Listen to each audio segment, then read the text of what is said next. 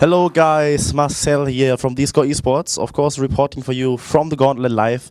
We just witnessed a pretty quick stomp from the Unicorns of Love against Fnatic, and I'm sadly not joined by any players today, but I think that we have a pretty good person to talk about like the whole season as a whole. I think you guys have like a lot of free time right now, so let's start off with this split, right? So the split didn't really go that good for you guys, and you made like a lot of roster changes, right? It was like, I think, the most roster changes Fnatic ever made in a season, but unfortunately it didn't really fix anything. So can you talk about us, like maybe the problems that occurred during the split? Well, this split and just general year as a whole has been quite a struggle. Yeah. Coming into spring, we lost Huni and Rainover very late on, and by that time all the free agents and players had been signed up. So building a team in such short time was quite hard. But I think we managed to we came third and we did well at IEM, and I think in general it was a relatively successful split. Coming into this split, we got Bora, and instantly we saw the impact of him coming in. We got first place in week 4, I think. And everything was going pretty well for the first month, and then things slowly start to go downhill, and the honeymoon period starts to go. I'm sure you know all about that. And yeah, just these problems that are under the surface start to come up, and these are problems that, for example, Lewis tried very hard to solve and couldn't, so he stepped down. And from then, at that point on, it's just about going forward with what you've got, because when there's a roster lock, you can't make any changes, even if we would want to, you know. And at that point, yeah, you just gotta keep going and struggle day by day to sort of get by. And some days it was a struggle, and some days it was good. And I think one of the main problems for us, the split, has just been one of them has been performing on stage, and when it comes down to practice, we're like the old CLG, you know, do really well in scrims, and then Come on, like this. Yeah, man. Yeah, we're in practice. We were usually pretty good, beating G2 this week and Splice, or G2 last week, and doing really well in this week. And then we go on stage and it's 3-0. You know, it doesn't reflect how good we are as a team when we're comfortable and we're playing what we want to play. You know, when we get on stage, it's like a different team I'm seeing, and it's really sad, but that's just the way. The better teams are the ones that can do that, you know. Yeah, maybe you should have scrimmed Unicorns or something, no? No, I'm just joking. I'm just joking. So yeah, let's talk about something else. For example, when Kickers joined, I think you guys made. I'm not sure, like, why did Gamsu leave, or what was his decision? Was it like a team decision to move forward and bring in Kickers? Because I feel like the team identity didn't really shift that much, right? So can you talk about the first, like, when Gamsu left and what it had on, like, an impact on the team? I mean, I know Kickers is probably like a very positive person, like he's very communicative, like he talks a lot. Do you think that it was too late already to make that change, maybe?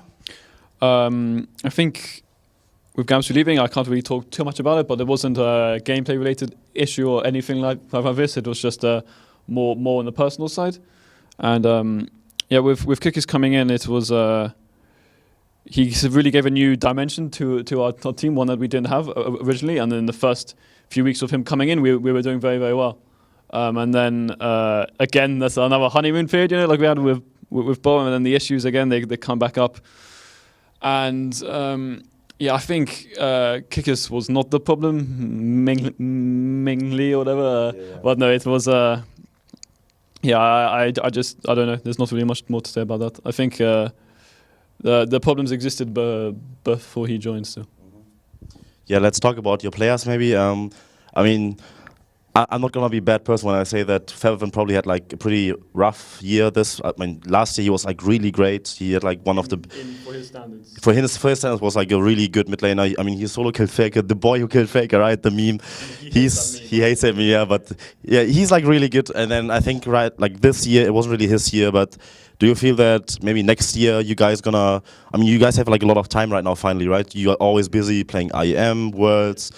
Never catching a break. So is this like maybe a time to like rebuild Fnatic in League, or is it like, well, am I reading too much into it, like that you guys didn't make it to Worlds right now?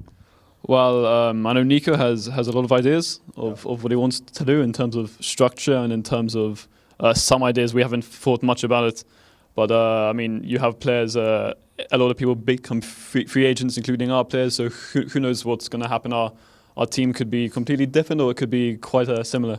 So, but I think there'll definitely be some changes. Maybe a lot, but there will be some. That's for sure. But I can't really read too much into it right now because we haven't really thought about it much. We've been focusing on playoffs. Yeah, and Gauntlet. Okay, so yeah, I just wanted to ask, like, moving forward, what can we expect from Fnatic in the next month? There are like probably 2 or 3 IEMs, I think. Maybe is it like too early to say what's going to happen with the roster or anything? Maybe team management wise, are you going to restructure? Or yeah, I think I don't know. If you can share anything with us, it would be great. Well, we won't be at Worlds, so we definitely we may have a presence on the analyst desk, but we'll see about that. Okay. But yeah, I think the guys will take a much needed vacation, and then come the off season and after Worlds, we may start rebuilding, and we may get an invite to an IEM. I'm not actually sure yet about those, but I would assume that will be with a new roster, or new players, or whatever we decide that we're doing. If we decide to change stuff. But yeah, I mean, mostly people will be, I assume, people will be happy that Martin will be streaming, Reckless will be streaming, so the Wrecking crew will be out in full force, I assume. But yeah, that should be good. But yeah, I just hope that everyone, despite this year, it's been a rough year, but not every team can always be at the top, for a sustained period, and it's sad. And I just hope that the fans stick with us, and next year we come in strong, and have another good year. Yeah, I'm 100% sure that all the Fnatic fans are gonna stick with you guys. I mean, they've been there for like years, right? You guys are still like the biggest brand in Europe, so I guess that year was like kind of bad for you guys, but next year the cards are reshuffled, right? So yeah, thank you so much, and yeah, keep supporting Fnatic, guys. You heard it from the manager himself. Thank you so much for doing this interview. I know it might have been quite hard to not make it to Worlds and sad, but yeah, it's okay. Yeah, better luck next time. Thank you so much for this interview. And if you guys want to check out more stuff, theScore eSports.com has you covered. Download the Twitter app, the app. Follow us on Twitter and make sure to watch all the interviews. Thank you so much. And follow him on Twitter as well. And follow me. Yeah.